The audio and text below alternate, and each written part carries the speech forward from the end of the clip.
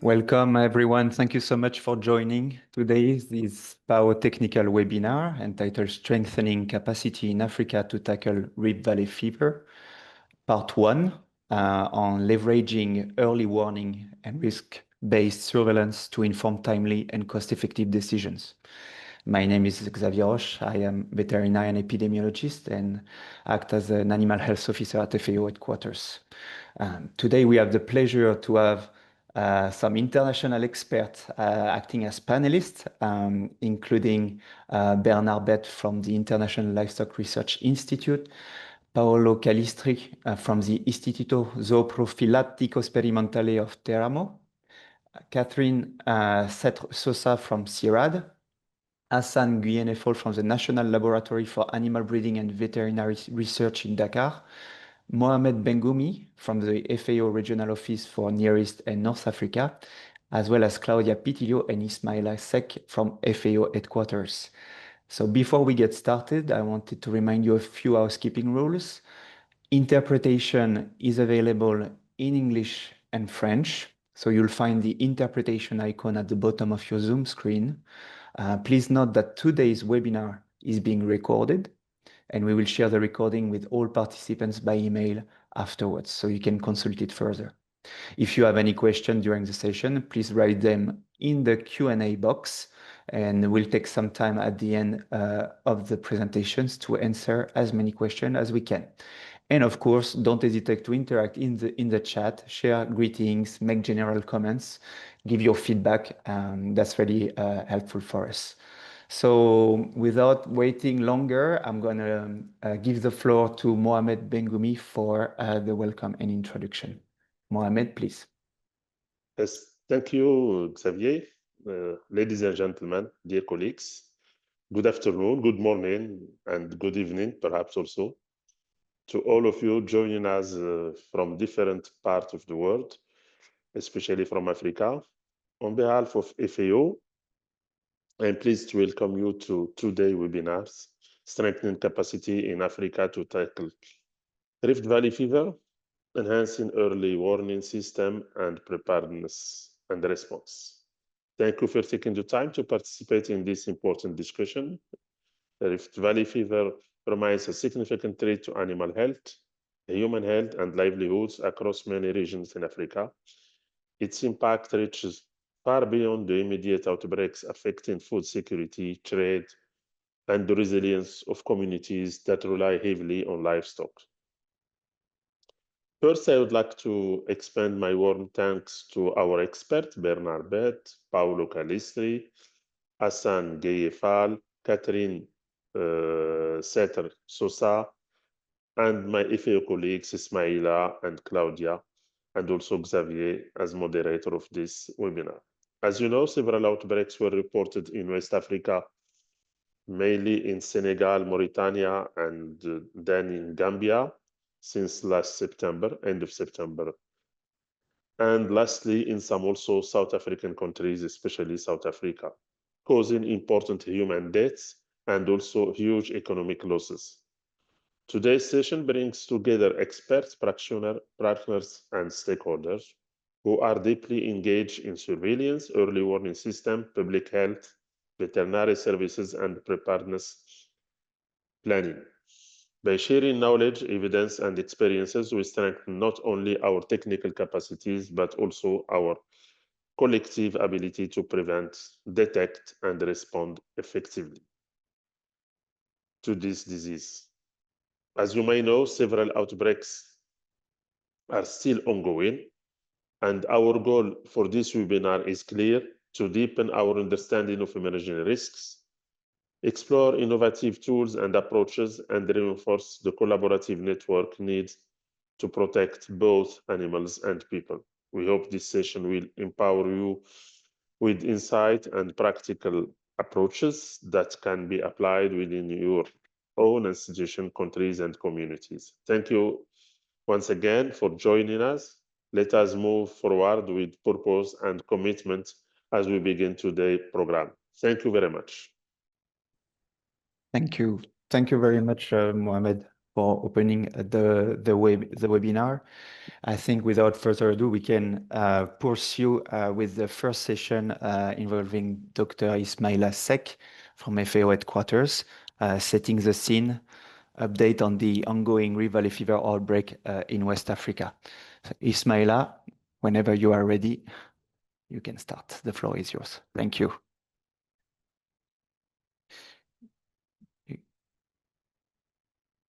Yeah, you can swap your display. Hello, can you see my screen? You can swap, yeah. And that's perfect. You can go. Thank you, Ismaila. Okay. Thank you, Xavier. Good morning, good afternoon, everyone. My name is Ismaila Sek. I'm the Animal Health Officer at the NSA Animal Production and Health Division at the One Health and Disease Control Branch. I'm going today to provide a brief situation update on the current Rift Valley fevers outbreak in Africa. We focus on how event started, how it has enhanced it and involved it, and what FAO is doing to support country through early warning, preparedness, and response.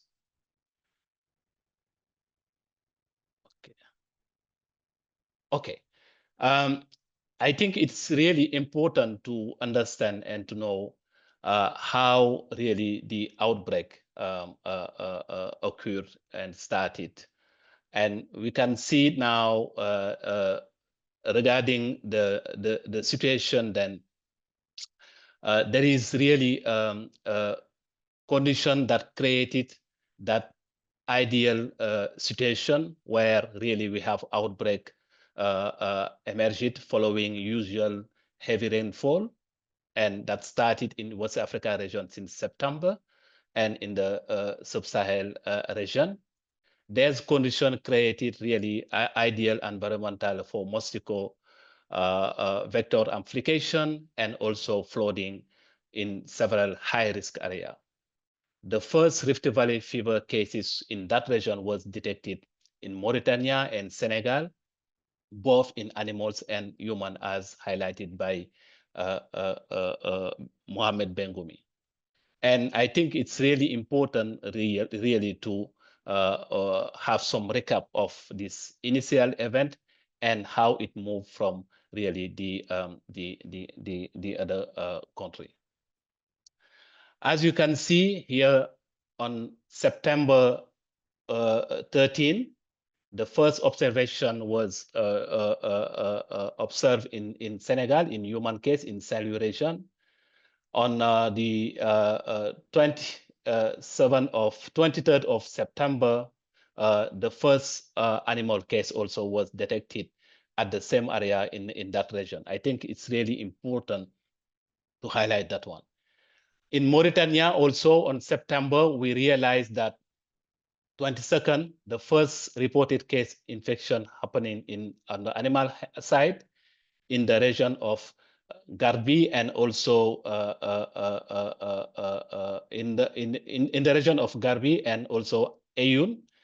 And 28th September, some human case was also observed. That's really important to highlight that in this situation, we can anticipate with the heavy rainfall as a hotspot for West Africa region.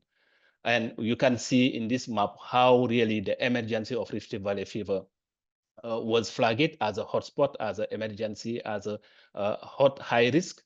And you can see also in the different country in Senegal and Mauritania how outbreak occurred in that area and overlapping with the hotspot. It's really important to indicate that an early warning and early situation was highlighted and generated with simultaneous amplification of Rift Valley fever disease and virus across border ecosystem between Senegal and Mauritania, where also we are seeing livestock movement and environmental condition where highlight the suitable situation and suitable condition to vector amplification and also the occurrence of the disease. Following that one, in addition to the first case observed in animal and human in September, the spread of the disease continue after September, and then we can see additional public infection on public health and human in Mauritania, where we have more than 15 fatality cases reported in 12 regions, and also a lot of outbreak reported in the animal health side in more than 12 regions. That same situation was observed in Gambia in October, where we have one human infection, and also on the animal health, some cases reported in some district and also division in Gambia. And recently, we see in South Africa, where really the Rift Valley fever was reported in some animals, and that really show how the ecosystem, from different ecosystem, the disease moved from West Africa, sub-Saharan region to South Africa. From different ecosystem, we are reporting really the disease. This development will show how really to trigger a formal FAO alert that bring really our attention, something need to be done. And that's why FAO, through that situation, come up with really to release alert on yesterday, on the 19th of November, where really situation and call for action was issued really to support CVOs, government, and community to really increase all risk-based surveillance, to increase risk communication, to increase vector control and preparedness activity. This alert really was based on the convergence between environmental, climatic, and eco-epidemiological indicator that was really collected. And I'm sure my colleagues, Claudia, will be happy to present to you more details of how that alert was generated. If you need more information, please, you can scan the QR code here, then we can have the full information about that alert was generated across Africa, where we really will identify the number of countries at risk, where also some attention need to be paid. Considering that one, considering the broad situation and ongoing situation of Rift Valley fever in West Africa, sub-Saharan region, not only in that region, but also in South Africa, considering also how important, as mentioned by Bengumi, and also the alerts generated by FAO to show really the high risk in some country, we can highlight here that FAO is providing some support in terms of preparedness and response. And one of them is early warning and also preparedness. FAO support country with contingency plan and simulation exercise. That's really important using the One Health approach. It's really important because it's one of the zoonotic disease, and we need to have a joint plan where really we can test it with different sectors. It's important also in terms of preparedness and response to really promote the use of the DSC forecasting tool that was launched yesterday. And thanks really to IBAR for coordinating and accepting to lead that process with FAO in collaboration with other partners. We can highlight also in terms of rapid response, FAO activated also the rapid response team in the field for investigation and the deployment of experts. And recently I can highlight expert mission was deployed to Mauritania to support the country to better identify the need and how we can establish some action plan for quick emergency response, highlighting the short, medium, and long-term action needed for the country to control that one. And in addition to that, also FAO is providing technical support to other infected country and at-risk country to really establish a good mechanism to prevent and control the disease.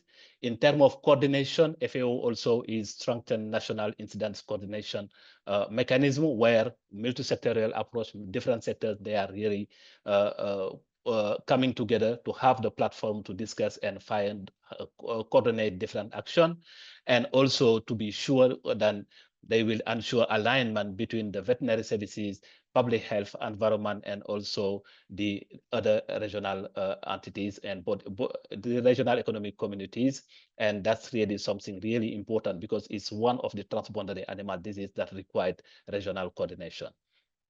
At the long term, we can see in terms of resilience, how really FAO is supporting the work to aims to ensure country can anticipate. Now, really, we are supporting to move from reaction to anticipatory action. I think it's really important to prepare and support country in terms of preparedness and give them enough capacity to respond to outbreak using this early warning preparedness and response mechanism. To conclude, I can say that Rift Valley fever here is continue to be involved across Africa and driven by climate extremely changing, the climatic, the change of the climate, the eco condition, it's really important, and livestock mobility. It's really important because in across Africa, animals are moving. This is one of the parameters that need to be considered. That's why FAO remain really committed to support country through early warning, preparedness, and coordinated response. Thank you, and looking forward for further discussion. Thank you. Up to you, Xavier. Thank you very much, Ismaila, for this comprehensive update. I think we are all on the same wavelengths on the situation of Rift Valley fever in Africa. And on the tangent of eco-epidemiology and climatic factors, I think we can pursue with the presentation of Bernard Bett from ILRI. Bernard, would you like to start, please? The floor is yours. Thank you so much. Yeah, thanks a lot, Xavier, for inviting me. I really thank FAO for giving ILRI and CG this opportunity to share our experiences on Rift Valley fever. For me, I work with ILRI at the program we call Health, and I've been working on Rift Valley fever for the last 10 years. And today I've been asked to speak to understanding the risk of the risk landscape, focusing on eco-epidemiology of the disease and the drivers for emergence. So to start off, we of course know that Rift Valley fever is a viral zoonosis. It's caused by an RNA virus, which largely infects livestock, that's cattle, sheep, goats, and camels. And usually, of course, the usually human involvement when we have these zoonotic spillover events. It's endemic in Africa, and we are seeing an increasing number of countries which are reporting cases. Recently, of course, we know the case of Senegal and Mauritania, but we know in the recent past, there have been several countries which have been reporting outbreaks. The impacts are usually severe. You see lots of losses, socioeconomic losses, usually reflected in terms of market closures. But usually, actually, we don't really fully understand how communities themselves suffer these losses because they rely on livestock for their livelihoods, food, and other socioeconomic activities. And whenever we issue any emergency response measures, including quarantine, the impacts are really severe to the social fabric of our communities. We also know that livestock vaccination can be very effective in limiting exposure in livestock, as well as reducing spillover events to humans. Livestock vaccines are known to really be very effective. They are known to also give protection for a very long time. We usually talk about lifetime protection, but that needs to be confirmed. And we should also be thinking of what strategies can we use to enhance coverage so that then the disease is fully controlled. Back to the topic that I was given to address, and I'm sure many of us have heard this old adage that if you want to look for Rift Valley fever virus, you will find it. If you want to do any serological investigations in the field, more often than not, you find livestock that are already exposed. But recently, a team got together to really frame the way we should be understanding such exposures. And we thank Melinda and Peter, who I think could be part of our webinar today, for putting together a team that investigated ways in which we could classify these exposures and understanding the rift in a more structured manner. So we came up with 3 main states to think of how we could classify the disease. One is endemic state, and that means this is a state where you have continuous transmission of the disease without really the need for reintroduction. So if you have a region that can sustain transmission all without any reintroduction, then we can consider that to be endemic state.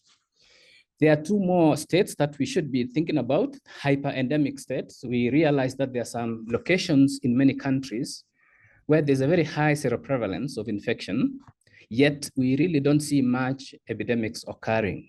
You could maybe occasionally see 1 or 2 or a few clinical events, but largely it's a quiet region with very high seroprevalence in livestock.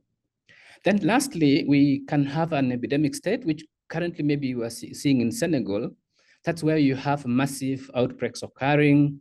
And in the purpose of my presentation is really to go back and see what are the characteristics of each of these states that then can help us to understand the disease in a much more structured manner. If you want to read more about this, you can find this paper, which is found in Planetary Health.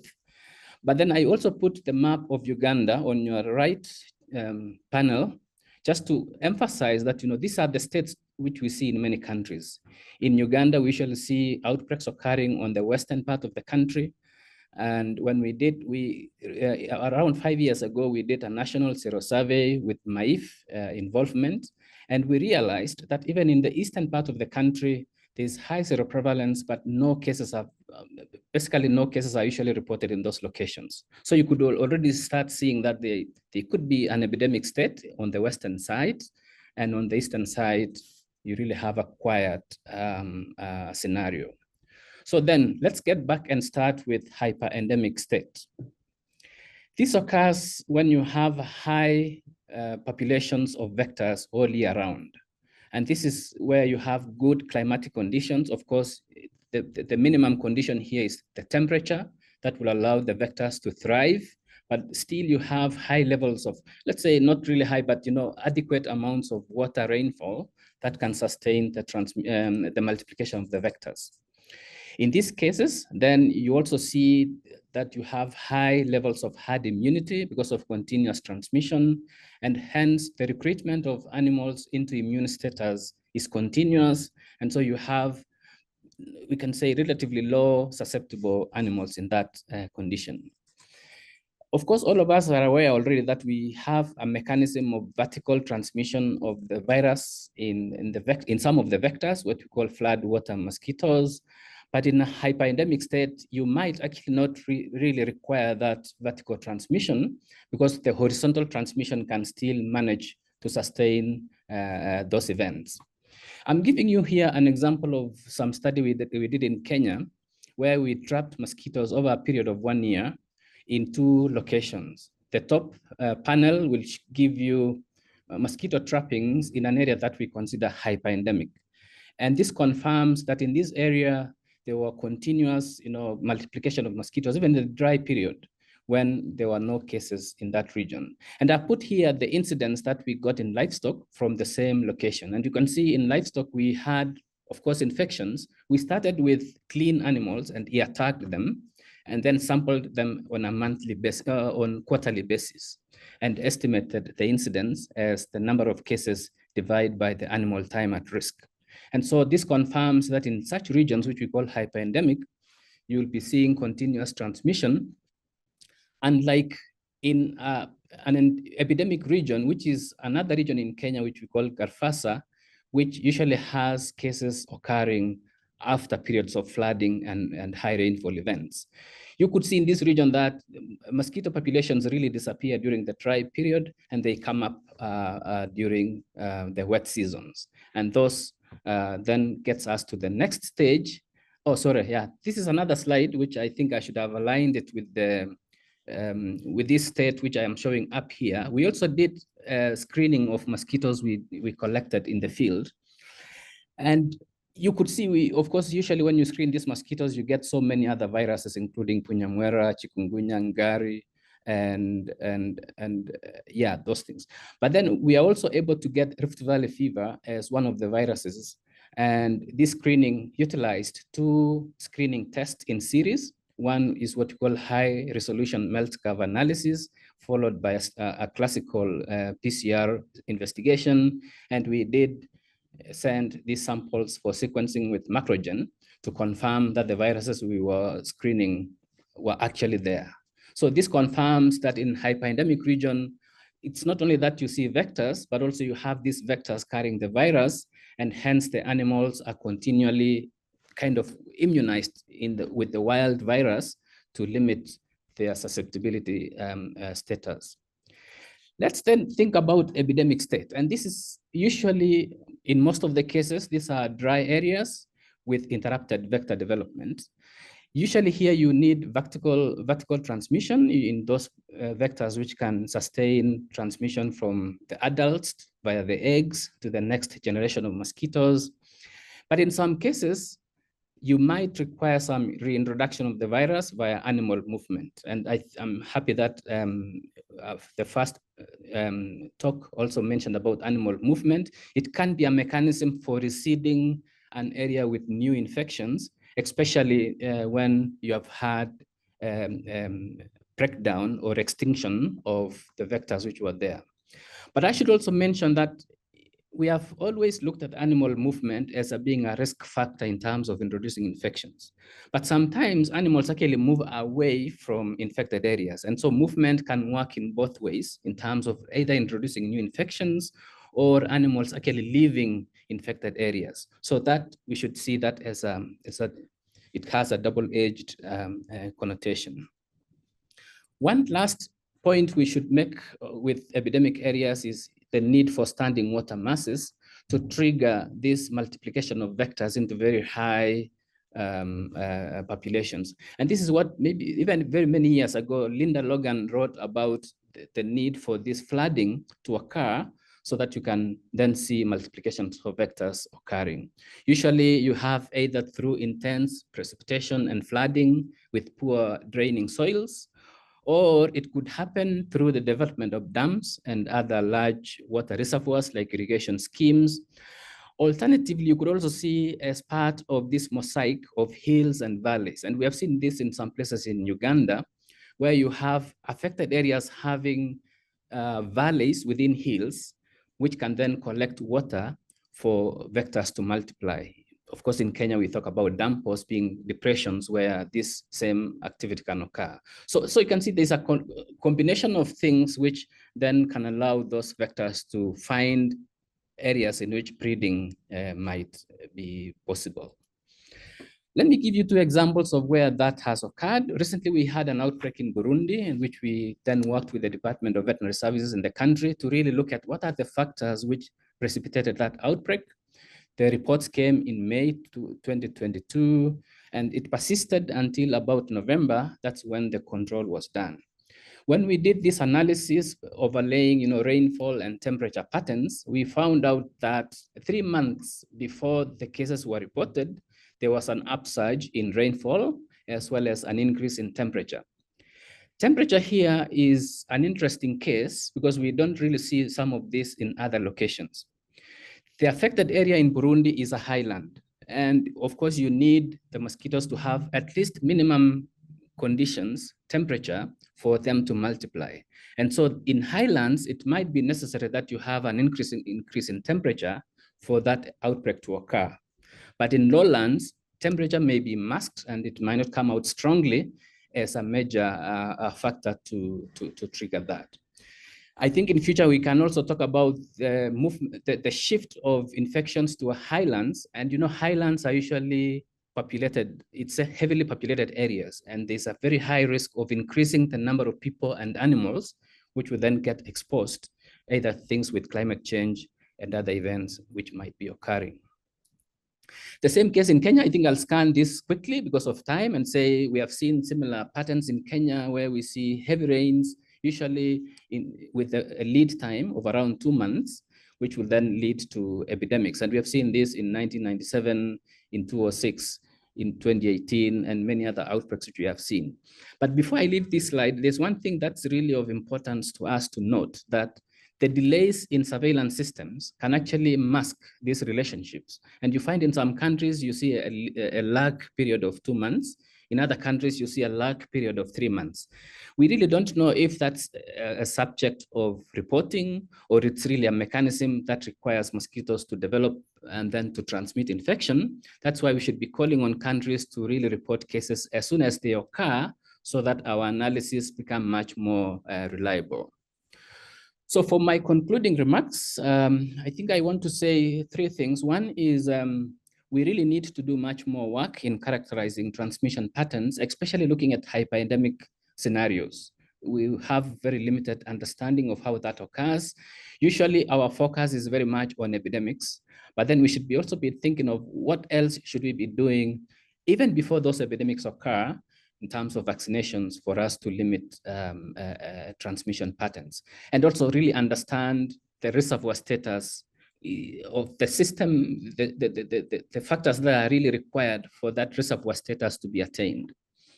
The second point is about risk-based decision-making, and I think this is part of the tool which FAO is launching, that we really don't really have to wait. It's not really recommended that we have to wait until we see outbreaks occurring. We should be thinking of implementing things much earlier. And lastly, and this is also a big issue that, you know, I usually sympathize with many countries here because of trade implications. We have very few countries actually which usually give data for RVF. If you look at the WOHA database, it's around 4 to 5 countries which actually consistently report cases. That really has a huge implication on our ability to understand the disease because it limits our analysis to very few locations. So we should really be encouraging as many countries to report so that then it can give us a leverage to understand the disease in a much broader perspective. So thanks a lot again. I want to end here and say we'll be very happy to address any questions which come. So over to you, Xavier. Thanks so much, Bernard, for this super comprehensive presentation and for shedding light on the very complex eco-epidemiology of Rift Valley fever and the associated infection dynamics at population level. So understanding this is very essential to target our surveillance and develop relevant models for early warning. And to this regard, actually, we're going to welcome our next presenter, Claudia Pitilio from FAO headquarters. Claudia, the floor is yours. We can see full screen, please. Yes, thank you so much. So good morning, good afternoon, everyone. Thank you very much for the opportunity to present the FAO, our early warning decision support tool, the Rift Valley fever DST. Which is the result of a really collaborative effort among many colleagues and contributors here at the FAO and also outside. So, yeah, so I mean, this is an early warning system. We know that the early warning systems are very crucial to allow us to detect and anticipate emerging threats before they escalate.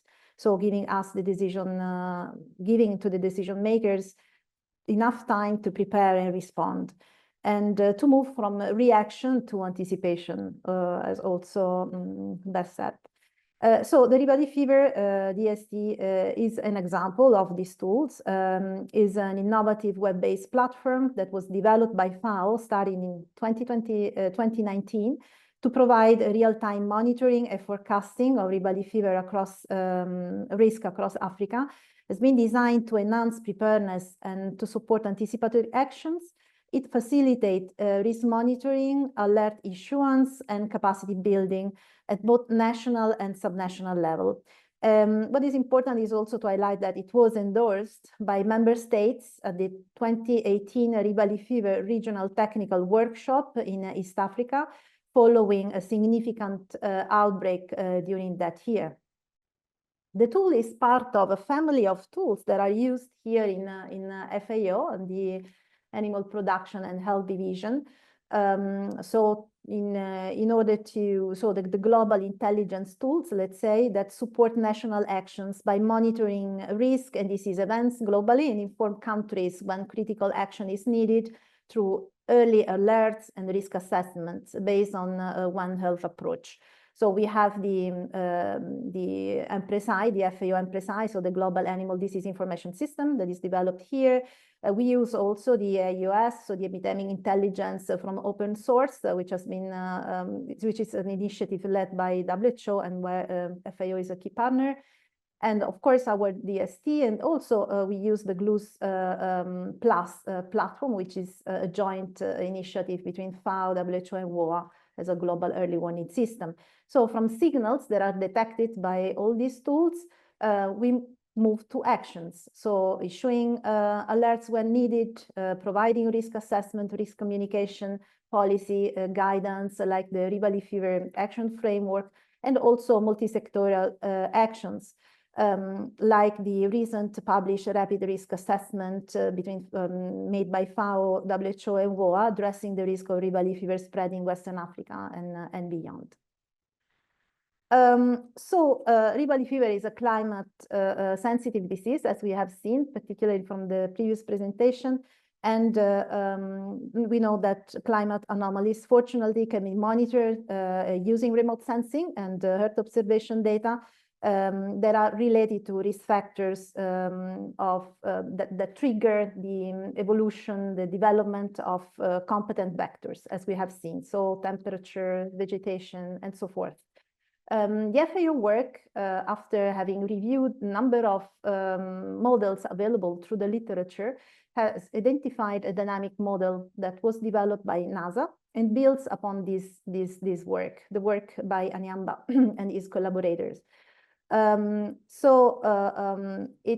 built on a dynamic model and based on, as you see, precipitation and DVI anomalies among the others, and on a windows of 3 months, analysis in moving window, and also temperature and so patterns and forecasted precipitation, sorry, in order to identify climate anomalies to forecast area at risk of Rift Valley fever vector amplification, providing predictive alerts that are 1 to 3 months before case emerge.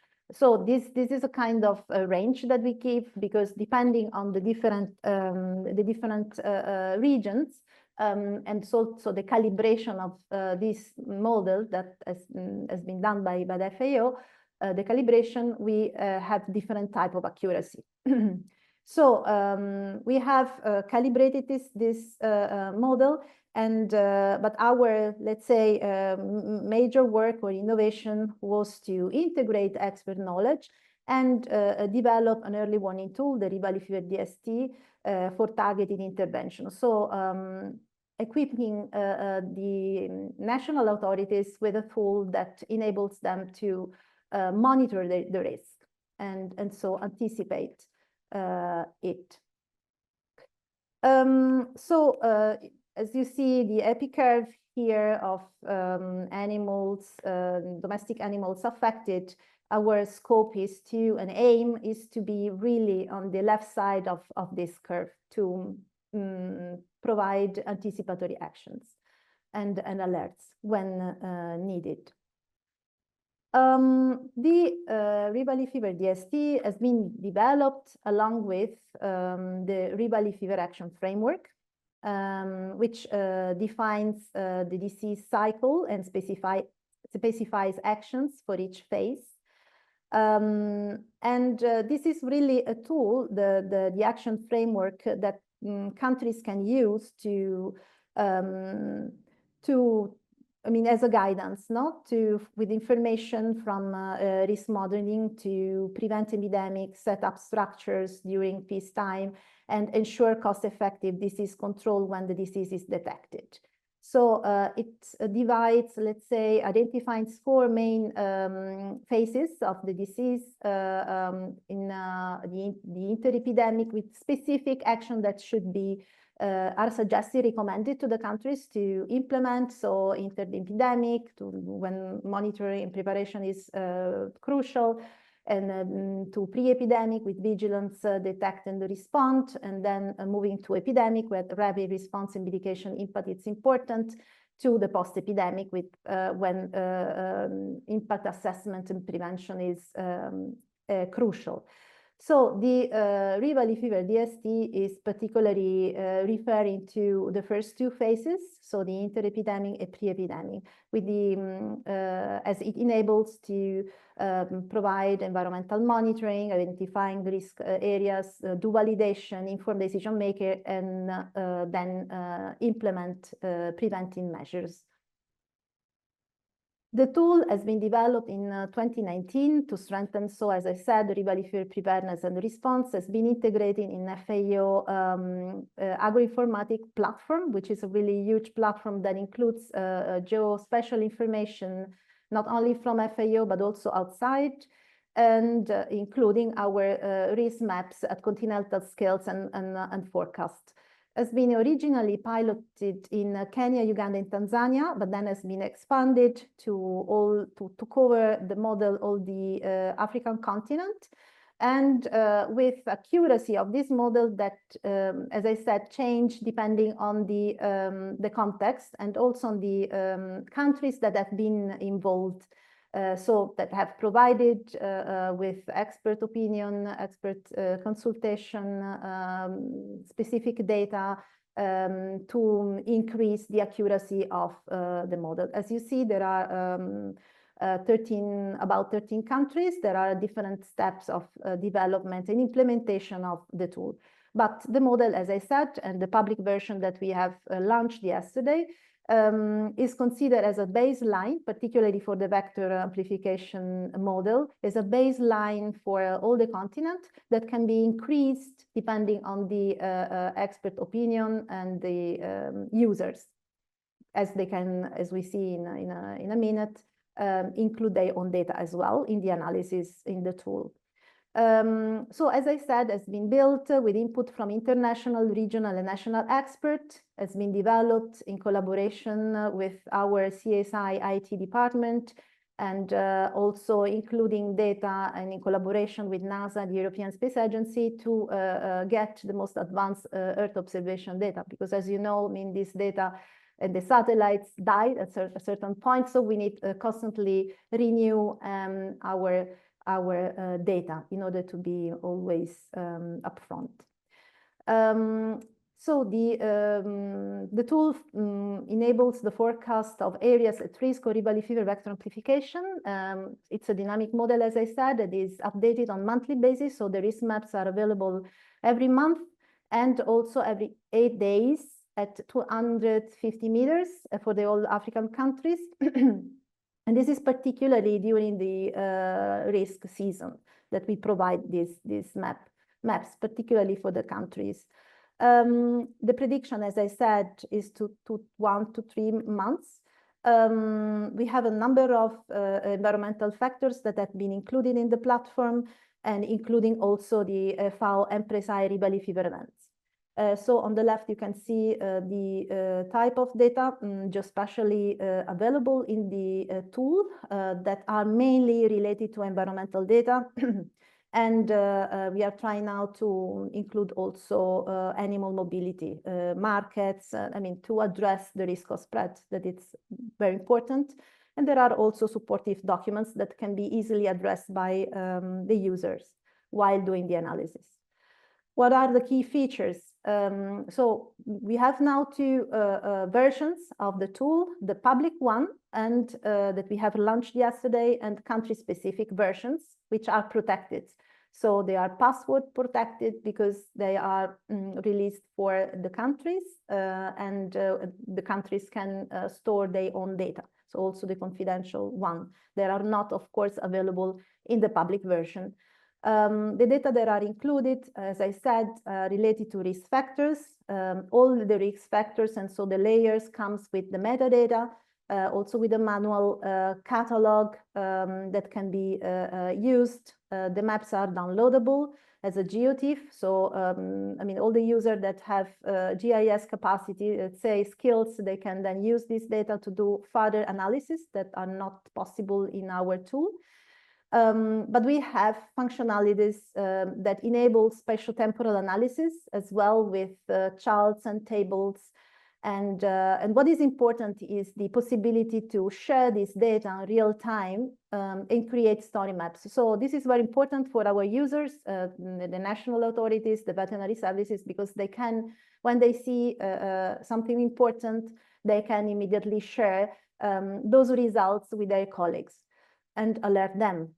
We have developed also another function. It's related to the multi-criteria decision analysis methodology to incorporate the expert input, because not everything can be, let's say, detected from the remote sensing data. So we, of course, rely a lot on our experts, on the users, that they can contribute and enhance what we see in this baseline model, their own perception, knowledge, and data. It's available in English and French.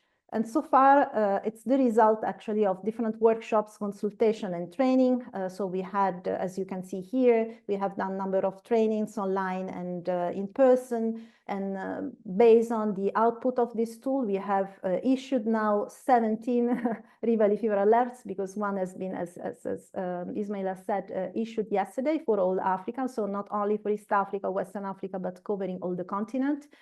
And the platform is flexible, so can be scaled up to other diseases, and we are now working on avian influenza. So what we have seen is that the platform is really facilitating real-time data sharing and the risk interpretation among the user and the expert. What is important at country version that we are implementing. Claudia, yeah. Sorry to interrupt, but we need to wrap up soon. Yes. On the presentation. Thank you. Yes. So this is the multi-criteria decision analysis, where we define 3 risks, low, moderate, high, and we link this to the action framework to link with recommended actions. So this is an option for the country version, not for the public, to issue the alert. As Bernard said, there are different habitats to consider, which are not at the moment included in our framework, let's say, in our tool, but needs to be addressed, but including the animal mobility, so tires, I mean, are different habitats that you can see in the photos where the vectors can multiply and amplify. So I would like to acknowledge all the contributors here. There are the QR code for you to access these tools, so both the platform and also the Rift Valley Fever Action Framework. And I don't know, Xavier, tell me if there is time to move for a very quick yeah. Please, overview. like a 3-minute maybe like overview, so people can see a little bit. The link has been shared in the chat, so Claudia was going to take you through quickly. Very quickly, only a few minutes. So this one is the Rift Valley Fever DST. If you can see it on my screen, can you confirm? So yes. Yeah? Okay. So you see that we have on the left in the what we call workbench, we have a number of predefined layers that we can see, including the vector amplification. We have a timeline here. This is a dynamic layer, so we can go back in time every month. Here you have all the timeline. You can go back to 2003, as it's based on Modi's images. We have also the catalog where we have all the layers based on the risk factors that we have agreed with our experts. It's divided in key data and supplementary. The key data are those that are essential to do an analysis for monitoring the risk based on environmental components.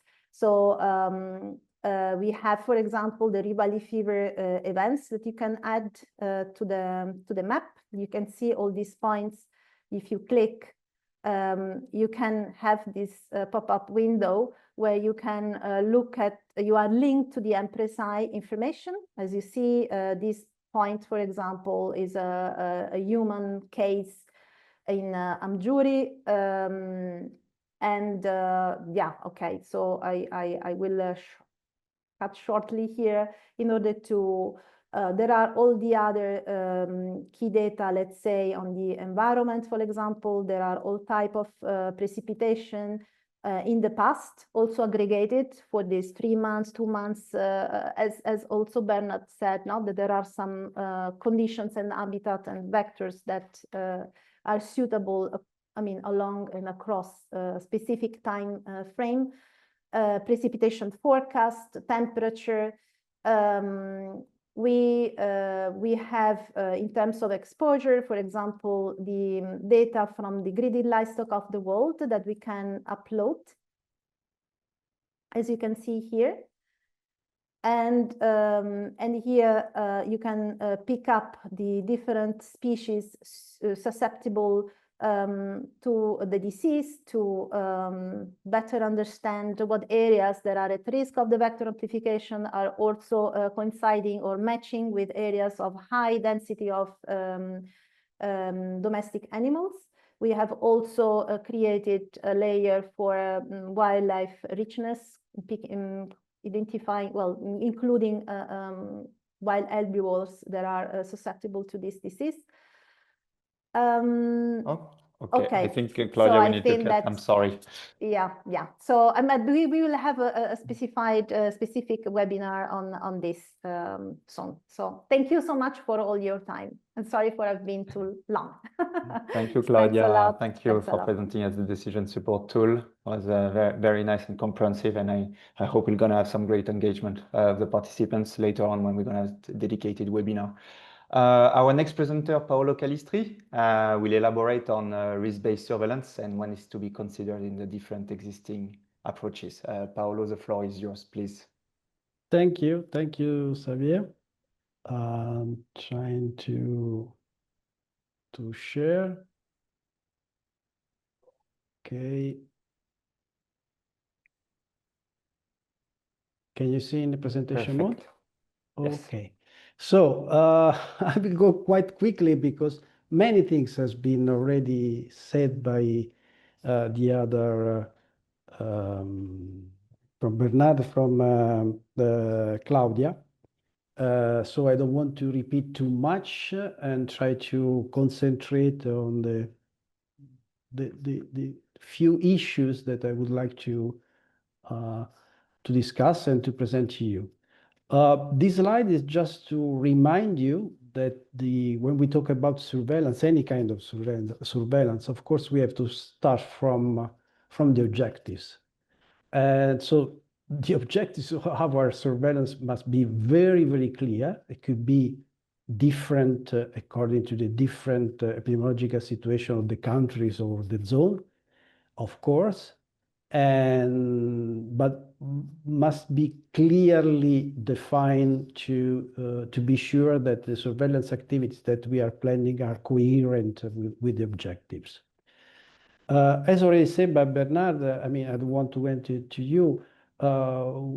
We can consider the different kind of epidemiology that we have, dynamics that we have in the countries in Africa in two main categories, so those called the epidemic and the hyper-endemic situation. That is one of recent publication in Lancet describing this concept. So I don't want to enter more on that, just to say that according to the different epidemiological situation, the objective of surveillance can change.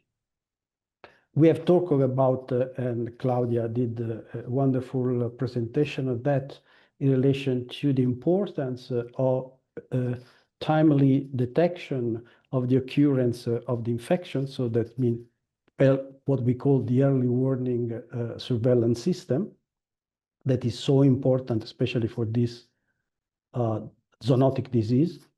One couple of points in relation to the early warning surveillance. In building this surveillance, normally the random approach is not useful. So try to, have a random approach in selecting our population host to be tested or to be or to be put under any kind of diagnostic examination normally is not a good approach, especially for those diseases that during time occur sporadically or in very clusterized situation. Normally, one of the best approach for this kind of situation is to use what we call risk-based approach, risk-based surveillance. One of the points that has been already discussed by Claudia, by Bernard, is how to guide the surveillance activities, especially consider where I have to focus the surveillance activities and when. This is very important for a mosquito-borne disease like Rift Valley fever, and therefore many different tools can be used for that. The example of what just now described Claudia, the Rift Valley fever decision supporting tool that very well try to define the when and where the probability of the infection can be high, and so where and when the surveillance should be focused. We can have also other kind of approaches related. This is an approach related to a project by the World Organization Animal Health based on different use of the environmental and climatic factors in define what is called the ecoregion. Apart from the different approaches and different tools that we can use that are so important, however, to focus the surveillance in the right place, in the right moment, the other, big question and how to design this kind of surveillance, which components I have to consider in the surveillance and the risk-based surveillance for these diseases. One first aspect is related to the hosts. Which are my target hosts? In a multi-host infection like Rift Valley fever, it is not so trivial, and it is strictly related to my objectives. For example, if my objectives are to early detect as much as possible the infection, I should target those host species that are early involved in the transmission dynamics.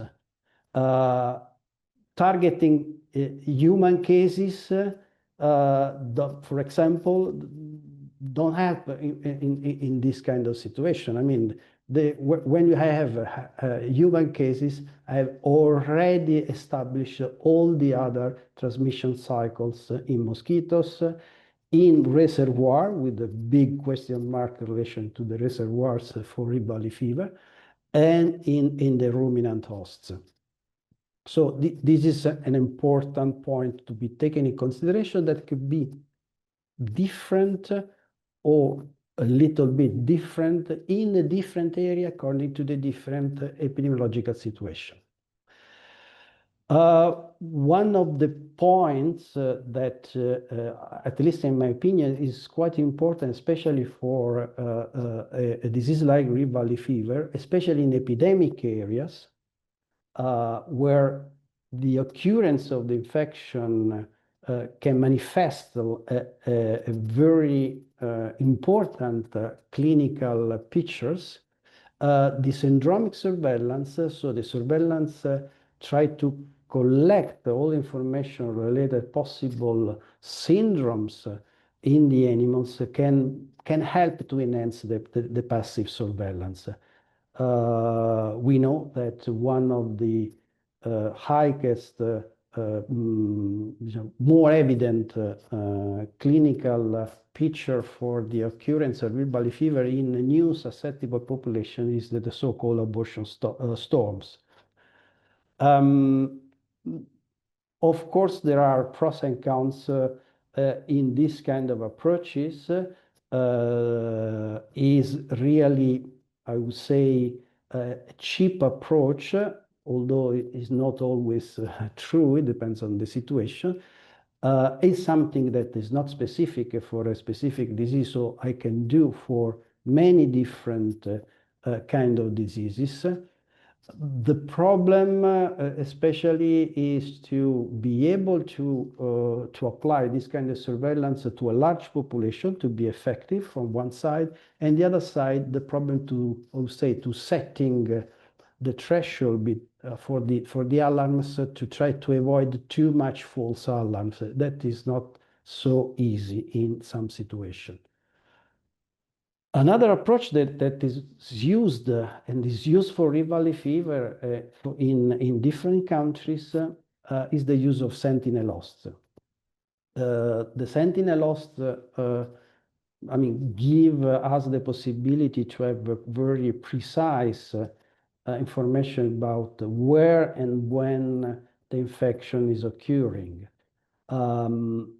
On the other side, the difficulties on doing this kind of system is the difficulties in selecting the right places. I can put the sentinel in the wrong places and having the transmission in other areas and would not be able to detect. The other problem is the logistical and sometimes also the economical cost to maintain the sentinel system, so to maintain all the availability of always the susceptible animals in the areas to be tested. It can be also done many different approaches to try to focus our surveillance considering the risks. So I can focus on specific subpopulation of the host, for example, only nomadic flocks, or using specific points in which we have the concentration of animals, for example, slaughterhouses, markets, that has been already mentioned, places where the animals are concentrated around water pools, something like that. But I would like to, to conclude with the few key messages. Any kind of risk-based surveillance means as a precondition that we have a comprehensive knowledge of the risk factors and the main drivers. And that's especially for vector-borne diseases can vary across the different geographical areas. So what is valid in a part of Africa could be not exactly valid or not the same way in other parts of Africa and vice versa. And among the risk factors, besides those related to the climate, those related to the environmental condition that we know that have an influence for mosquito-borne diseases, that's out of discussion, but we know that many other drivers and risk factors could play a role. Animal movement, social and cultural context in relation to the exchange of animals, the kind of husbandry, etc., etc. And that must be well known when we try to apply and to design any kind of risk-based surveillance in that specific context. So my conclusion, we can use different kind of approaches that all are in principle useful to increase our capacities in detecting and early detecting the present occurrence of a disease like Rift Valley fever. And today, the availability of a large set of data, more than in the past, by satellite or other sources, facilitate the possibility today to create and to have the availability of supporting tools for the risk-based surveillance. But in any case, field data on specific risk factors that are specifically playing a role in that context, epidemiological context, remain very, very crucial for identifying the drivers and then to be able to design properly a risk-based surveillance system. Thank you. Thank you very much. Thank you so much, Paolo, for all those insights on the different approaches for surveillance. And actually continuing into surveillance, the next session will be delivered by Hassan Gueyefal and focus on entomology and vector surveillance. Hassan, the microphone is yours, please. Merci beaucoup et bonjour à tous. Je vais faire la présentation en français et les diapositives sont en anglais. Donc, je profite de l'occasion pour remercier la FAO pour me donner l'opportunité de participer à ce panel pour échanger un peu sur les pratiques qui se font un peu partout en Afrique. Donc, ma présentation va être beaucoup plus orientée sur la surveillance entomologique des vecteurs de rift et sur les outils qui sont utilisés et quelques conseils qui me semblent assez pertinents pour le public, pour les pays africains. Donc, rapidement, pour ce qui est du background, on en a largement débattu, c'est une maladie à transmission vectorielle. Donc, et que, comme on l'a montré les présentations qui viennent de se dérouler, l'écologie joue un rôle très important dans l'apparition des épidémies et qu'une surveillance intégrée est nécessaire, vraiment essentielle pour une détection précoce, une alerte précoce et pour même la préparation à la réponse. Alors, pour ce qui est de la fièvre de la vallée du Rift, donc généralement, c'est les moustiques qui initient l'infection, surtout les moustiques du genre Aedes, qui ont la capacité, de par leur biologie, de maintenir le virus à travers notamment une transmission verticale ou transovarienne, mais également à travers leurs œufs qui sont assez résistants à beaucoup de conditions climatiques, notamment à la dessiccation, et qui peuvent traverser des périodes assez dures, assez longues, pour transmettre le virus lorsque les conditions deviennent favorables. Alors, l'autre espèce qui est fortement impliquée, c'est les espèces du genre Culex, qui jouent un rôle extrêmement important dans l'amplification, notamment quand on a des épidémies secondaires, comme ça se passe actuellement au Sénégal, ou dans les régions du nord, ou à travers tout le pays. La plupart des moustiques qui sont trouvés infectés du virus sont des moustiques du genre Culex. Il y a d'autres genres également qui sont impliqués, comme le genre Mansonia et le genre Anopheles, mais c'est dans des mesures assez limitées. Alors, les objectifs de la surveillance entomologique, c'est d'identifier de façon claire la composition et l'abondance des vecteurs qui sont sur une localité donnée, mais également d'évaluer le rôle de chacune de ces espèces dans le déclenchement et dans le maintien de l'épidémie. Comme on l'a dit tout à l'heure, les rôles complémentaires que jouent les moustiques du genre Aedes et les moustiques du genre Culex.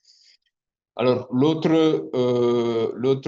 objectif, c'est un peu de surveiller les taux d'infection chez les moustiques, c'est les populations de moustiques, parce que il peut y avoir une circulation à bas bruit du virus chez les moustiques avant que, si les conditions deviennent favorables, que cette ce virus soit transmis de façon assez récurrente aux animaux domestiques et à partir de là aux humains.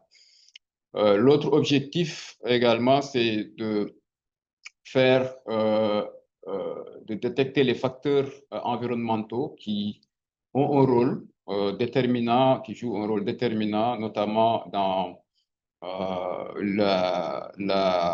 l'apparition et l'émergence des épidémies. L'autre objectif, c'est vraiment d'être un support pour donner des outils aux décideurs à travers la modélisation prédictive et la cartographie des risques. Mais également, comme autre objectif, c'est vraiment d'orienter les opérations de lutte antivectorielle pour que ces opérations soient de façon très ciblée. Alors, les espèces qui sont fortement impliquées, comme j'ai dit tout à l'heure, c'est les espèces du genre Aedes qui initient généralement l'infection, mais les culex également, comme des vecteurs qui sont dans l'amplification, etc. Alors, par rapport aux approches de surveillance, nous avons l'approche, c'est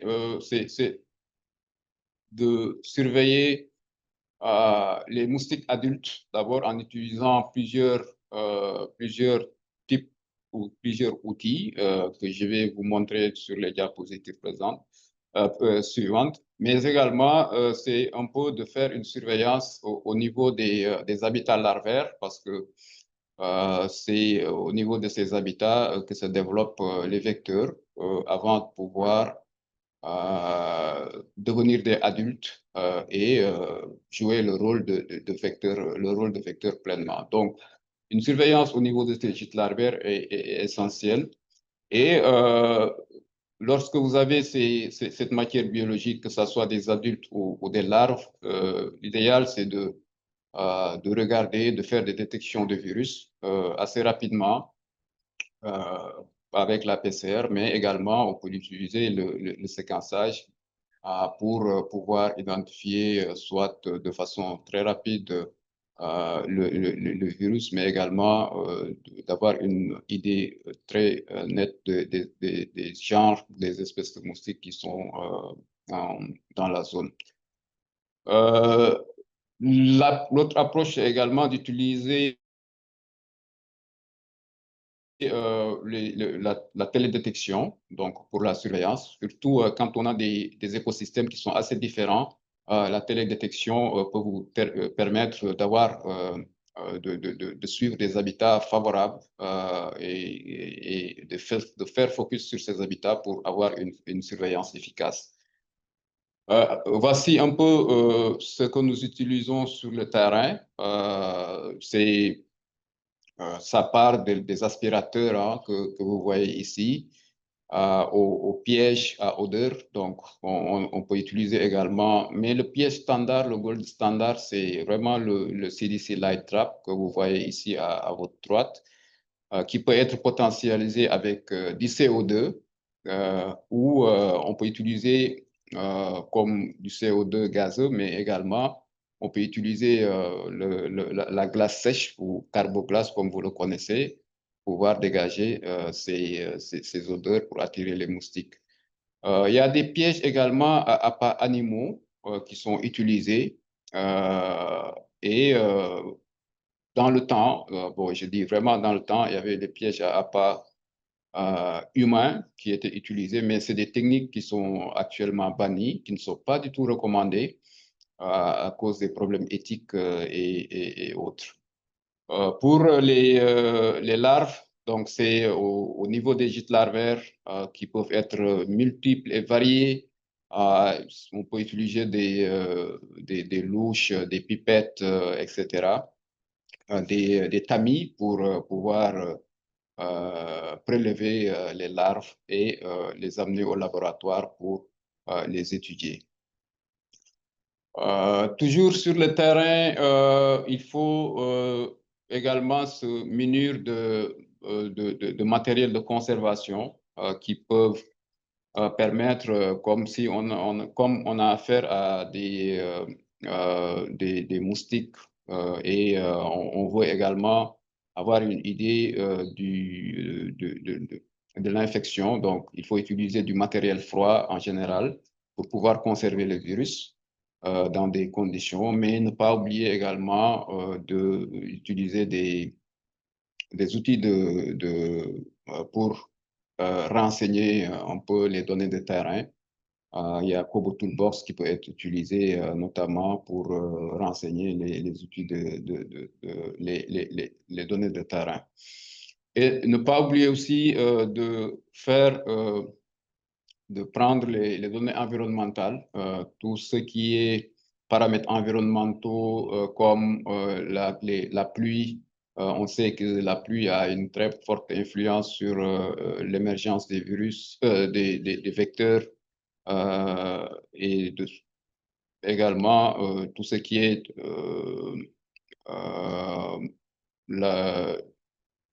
l'humidité également et la température qui ont des rôles extrêmement importants sur la survie des vecteurs sur le terrain. Comme autre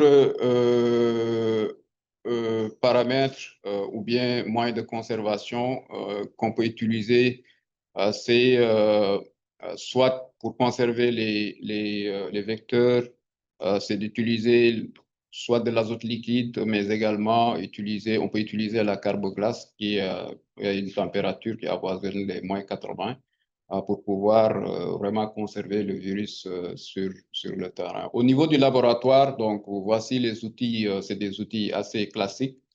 Mais le plus important, c'est d'avoir une clé d'identification qui correspond aux moustiques de la zone, parce qu'il y a beaucoup de clés d'identification, mais il y a des clés qui sont très spécifiques à la région, et utiliser vraiment la bonne clé d'identification pour pouvoir identifier de façon sans ambiguïté les vecteurs. Parce que si vous dites qu'un vecteur est infecté, il faut prévoir mettre un nom sur ce vecteur-là pour dire que c'est tel vecteur qui a été infecté, mais également aller vers tout ce qui est PCR pour la détection du virus, mais également le séquençage. Et un des moyens également, comme je l'ai dit tantôt, pour l'identification des espèces, c'est vraiment aller vers l'identification moléculaire pour être sûr que le vecteur auquel on fait référence est un vecteur et le bon vecteur. Alors, il faut également s'armer de vraiment une gestion des données, donc avec des plateformes digitales qui peuvent vous permettre d'avoir des données, de collecter des données sur le terrain. L'utilisation également des systèmes d'information générale, des systèmes d'information géographiques pour faire de l'analyse spatiale également est extrêmement important. Mais également, il faut que vous puissiez intégrer toutes ces données-là, que ce soit des données entomologiques, des données sur les précipitations, sur l'indice de végétation et les données hydrologiques.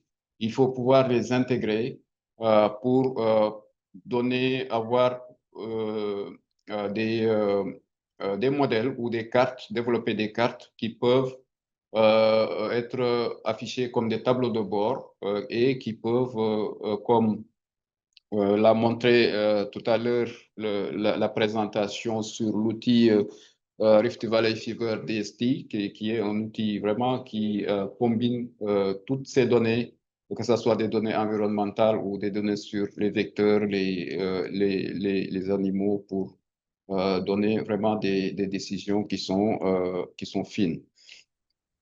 Alors, Hassan, 3-4 minutes pour wrap up.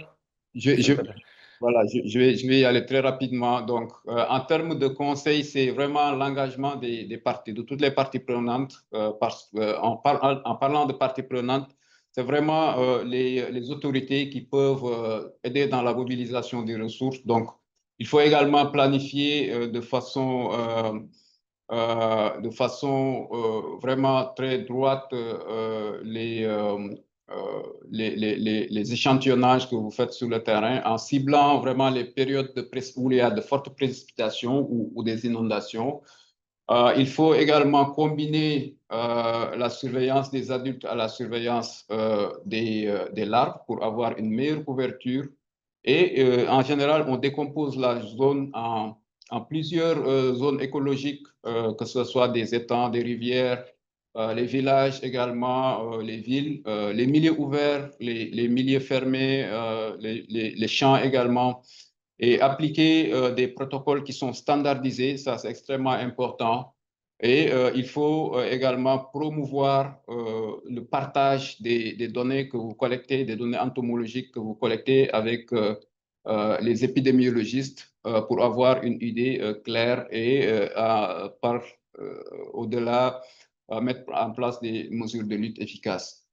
Autre conseil, donc il y a une nécessité, comme vous le savez, de coopération au niveau régional, on l'a souligné tout à l'heure, au niveau sous-régional, parce que comme vous le savez, les vecteurs n'ont pas de frontières, ils ne connaissent pas les frontières, donc la surveillance doit vraiment être accentuée à ce niveau-là. Et il faut également développer des compétences en entomologie pour les techniciens et les chercheurs, parce que c'est vraiment un manque actuellement dans beaucoup de pays. Et plus important, il y a l'engagement communautaire qui permet de vraiment faire le succès d'une lutte ou d'une surveillance des vecteurs. Et pour avoir l'engagement communautaire, il faut nécessairement les embarquer, les conscientiser et partager les données que vous récoltez sur le terrain avec eux. Donc ça, c'est un exemple de surveillance que nous avons réalisé au Sénégal. Vous voyez tous les points en rouge ici, c'est les sites qui ont été investigués pendant plusieurs années pour un peu déterminer la diversité des vecteurs et le statut de ces vecteurs-là. Les données que nous avons, ces données-là nous ont montré un peu la diversité. Par exemple, ici, on a détecté un peu plus de 46 espèces de moustiques. Et parmi ces espèces de moustiques, on a trouvé des espèces qui sont infectées régulièrement, des espèces du genre Aedes comme Aedes vexans dans les régions de Matam, Kédougou et Tamba. Donc, il y a Culex, des Culex comme Culex pocillipes, Culex tritaniorhynchus et Culex titiens, qui sont des vecteurs qui sont majeurs. Surtout à Saint-Louis, actuellement, on a Culex tritaniorhynchus qui joue un rôle extrêmement important dans l'amplification de l'épidémie. Donc, les challenges, c'est vraiment le pénurie d'entomologistes, comme on l'a dit tout à l'heure, et évidemment les difficultés logistiques que vous pouvez rencontrer sur le terrain, notamment dans les zones reculées, mais également l'insuffisance de données, on en a parlé tout à l'heure, données entomologiques sur de long terme. On a des données parcellaires dans certains pays, dans d'autres, on n'en a pas du tout. Et également la nécessité de mettre en place des réseaux qui sont des réseaux d'entomologistes au niveau régional qui sont solides. Comme conclusion, donc, c'est la surveillance vectorielle est essentielle pour la détection précoce. Ça, c'est pas à redire, c'est vraiment démontré. Et que les données environnementales améliorent la capacité de prédiction, mais une collaboration régionale forte est indiquée et vraiment requise pour une bonne préparation et une capacité de réaction rapide. Je vous remercie. Merci beaucoup Hassan pour cette présentation complète sur l'entomologie et son utilité dans la surveillance de la fièvre de la vallée du Rift. Et donc là aussi, la capacité à détecter et diagnostiquer les maladies animales font partie intégrante de la surveillance.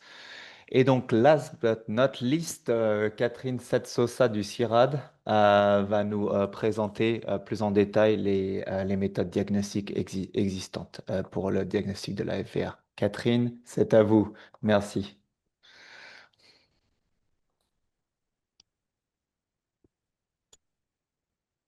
Bonjour à tous, donc je vais essayer de partager mon écran. Est-ce que vous voyez? Alors, peut-être c'est pas. On voit le...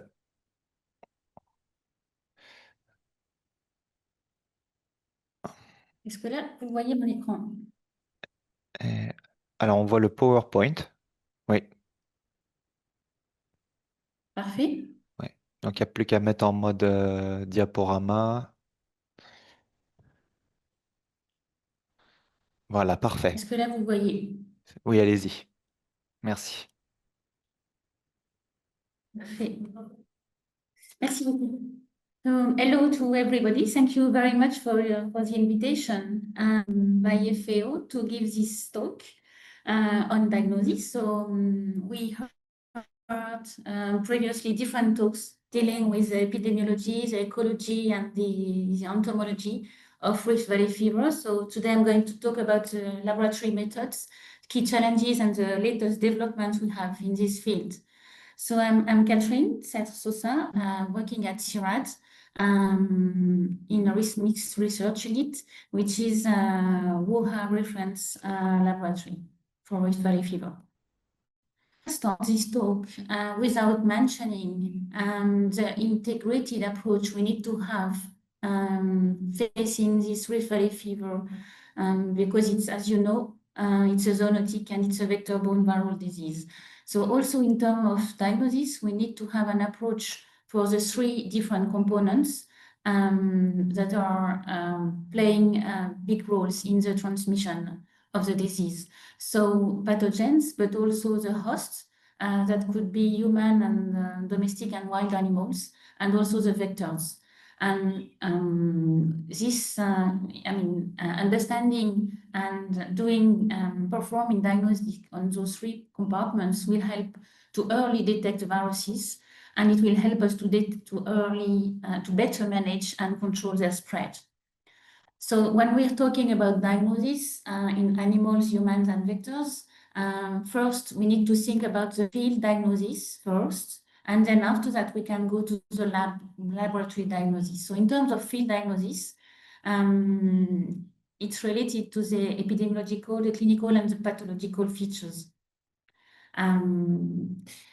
First thing to think about when you are in the field in front of an outbreak, a potential outbreak of Rift Valley fever, you need to think about the differential diagnosis.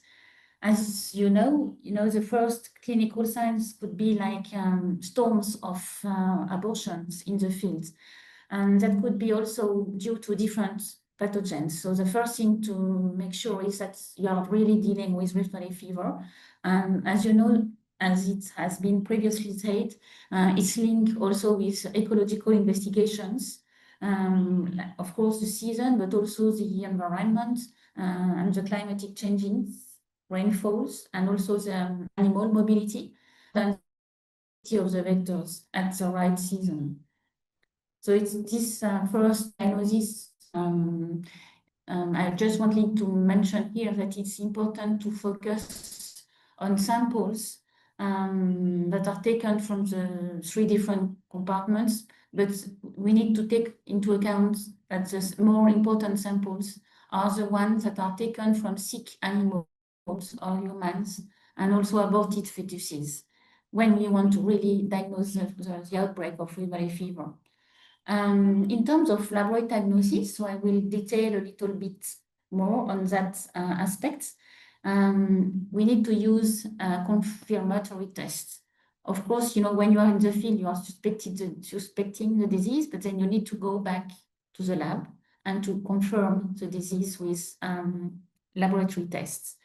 So you have two different kinds of things that you can do. First is to identify the virus. So you have different methods that I will go in detail a little bit.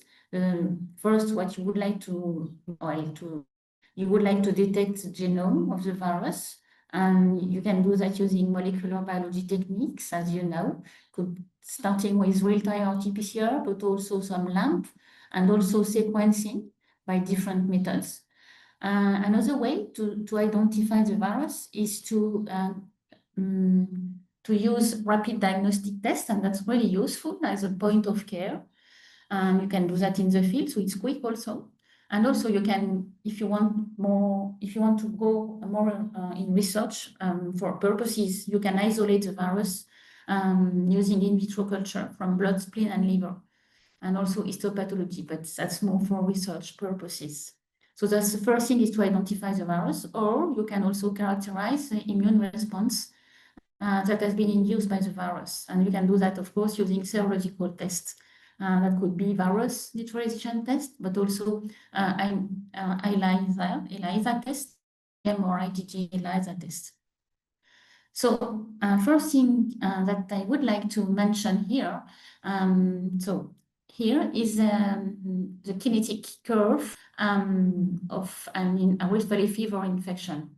This graph is taken paper from Brian Bird from USTA. So as you can see here, like, you know, the first orange window that you have on your left-hand side, you can see that this is the acute phase of the infection, right? So it's just it takes about 5 to 6 days.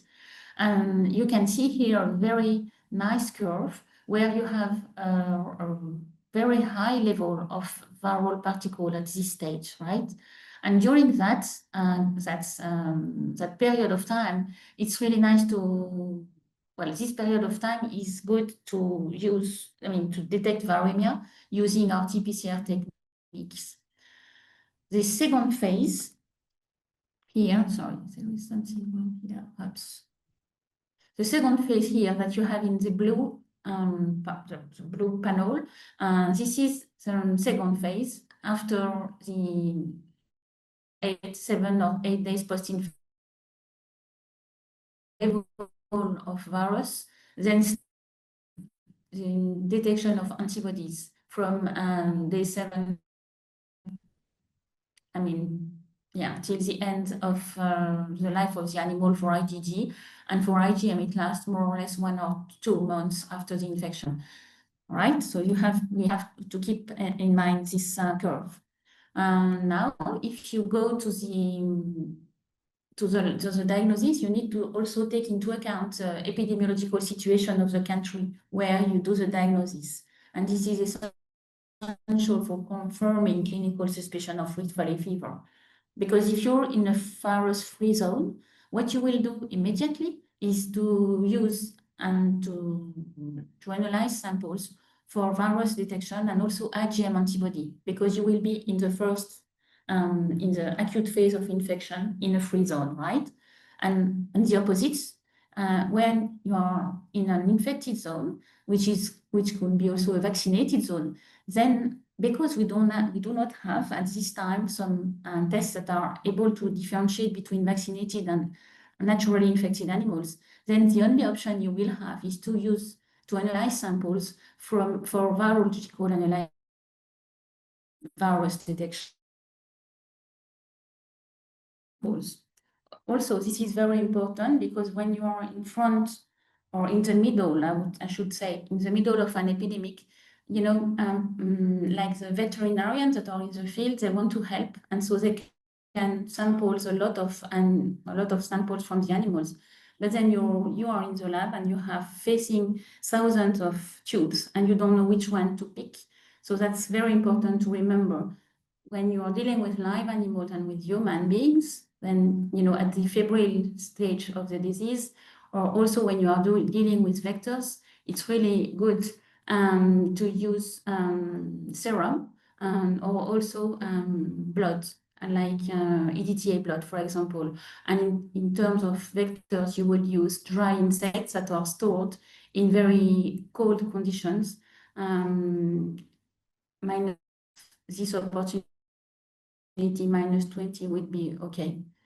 So that's when you have dead animals in front, in the middle of the outbreak, especially aborted fetuses. From those aborted fetuses, the best organs to take is the brain, the liver, because this is the organs where the virus is replicating highly. But also you can have viral particles in spleen and lymph node and herd blood. So now going back to the identification of the virus, and then after we'll go to the antibody detection. When you want to identify the virus, my previous colleagues said that, you know, Rift Valley fever is and belongs to the family of Fenuiviridae and under the genus of Phlebovirus. That means it's a double-stranded RNA enveloped virus of negative polarity. And this double-stranded RNA virus is a segmented virus. You have 3 different segments that are illustrated here with like the small segment, the medium segment, and also the large segment. So this is helpful for the diagnosis. Another important thing to consider is for Rift Valley fever, we have one single serotype, I should say genotype. So that's really more easy to do the diagnosis. If you compare with foot and mouth disease, for example, that's another story. So here we are dealing with one serotype, but we have several clades that are phylogenetically related, and that's very important. Okay, for identification of the virus, we have different methods that we could use, but I will focus on 2 of them. So that we can go with microscopy with very nice pictures using those type of samples. We can go with histopathology, virus isolation by culture using embryonated chicken eggs or also mice, young mice. And also what you can do, you can use tests based on the antigen antibody reactions. So that could be a rapid diagnostic test, but also immunofluorescence assay. And lastly, but not least, the molecular biology techniques. And that start with RT-PCR. And now we are more using next generation sequencing. So I will focus on those 2 different methods here. So first, talking about rapid diagnostic tests, lateral flow device to detect the antigen, so the virus by itself. Here you have an example of a test that we recently developed. You see here, it's just like a very easy and quick test that is able to detect the virus. Here you have a negative sample here with a control line, which has to be present and which is in red here. And when you are dealing with positive samples, then you will have 2 lines, the control line and the test line here. So this test takes about 10 to 15 minutes, and it's really useful to confirm an outbreak in the field. So we assess the sensitivity and also the specificity of this test, which is really great. We use different strain coming from different geographical areas where Rift Valley fever is present, and also we use negative samples and also some viral strains that are giving Rift Valley fever clinical signs. Similar, clinical signs similar to Rift Valley fever, sorry. And so this test is now, if you want to go to details about sensitivity and specificity, you can go to that paper. And this test is now commercialized by the company Innovative Diagnosis. And it's really useful when you want to confirm an outbreak. But the samples also needs to be taken to the laboratory for confirmatory. So talking about the other point, the other method to use for the identification of the virus is the molecular biology, of course. So I'm not going to go in detail with that slide, but as you can see, remember, we have 3 different segments. And the good thing about those ones is they are really, there is a high conservation among those 3 segments. So we can use PCR based on the L segment. This is what we are doing right now, but we can use also a PCR based on the glycoprotein, for example, GN, but it also goes well with N protein. So depending on what you have in your lab, we have different papers, different nice methods that have been developed and published that we can rely on. There they are. So now, to finish with the identification of the virus part, again, under the umbrella of molecular biology techniques, we have the next generation sequencing. This is really a very helpful method and it helps us to assess the genetic diversity that may occur among strains inside the outbreak. I mean, you can identify mutation and also reassortment. You know, when the outbreak starts from one point and in a specific area, it may be very different to another area where the virus also emerges. And it can be just a completely different virus. So this is the only way to look at the mutation and the reassortment. And it helps you also to trace the origin of the break if you're using a complete genome sequencing. We're using the 3 segments like a whole genome. And it's also adaptable to high throughput strategy platform. So that's really what you need to do right now. That's actually what we've done here with the NERV at ISRA in Senegal. So all the sequencing of the circulating strains in terms of the animal sites have been sequenced at ISRA for this present outbreak.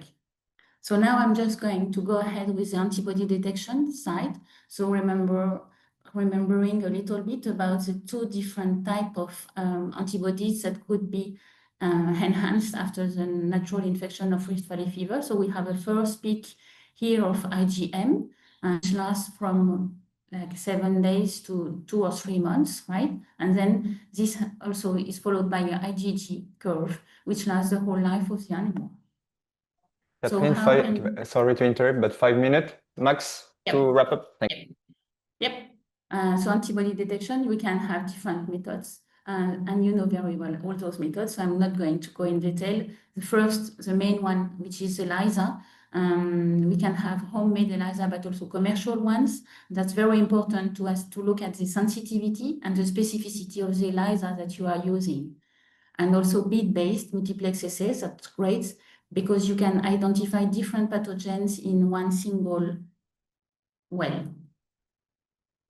Right? So just would like to mention again, because we are dealing with the diagnosis, it's important, as you know, this is a zoonotic disease, and we are dealing with an enveloped virus.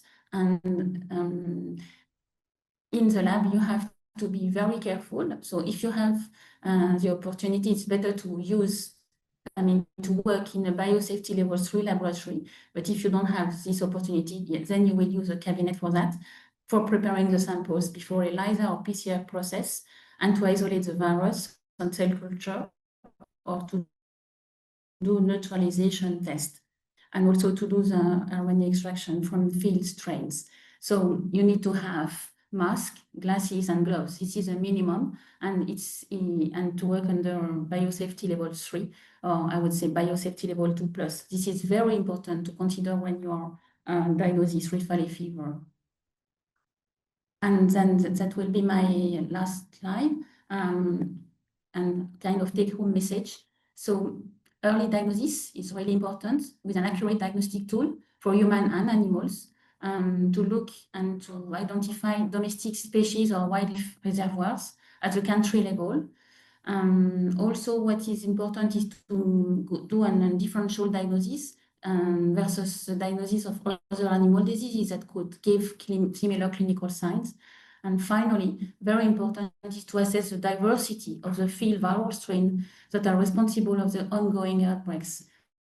And you can do that only with full genome sequencing for phylogeographic analysis on animals, human, insects. Very important to look at the 3 compartments, and it will help you to get a hypothesis about the origin of the virus introduction and possible viral reassortments. Fine. And then my final slide is to use appropriate tests. So depending on where you are in the kinetic infection of the disease, and also to go with external quality assessment using like different use methods that have been compared between different labs. And also, just would like to finish with that point, which is very important. It's important to reinforce a network, including the countries at the borders of the outbreak. As Hassan said earlier, pathogen and the virus is the host, I would say also, and the vectors don't have any borders. So it's very important to work together at the borders of the country where the outbreaks occur. Thank you very much for your attention. Thank you so much, Catherine, for the super detailed presentation. I think there was some very valuable info within your presentation. We reiterate our thanks to all panelists. The Q&A box has been very active, so a lot of engagement with nearly 20 questions answered. So for the sake of time, we'll then wrap up the webinar, and I'm going to call Mohamed Bengoumi, please, to to close the webinar. And thank you, everyone, for staying over time. Okay, thank you, Xavier.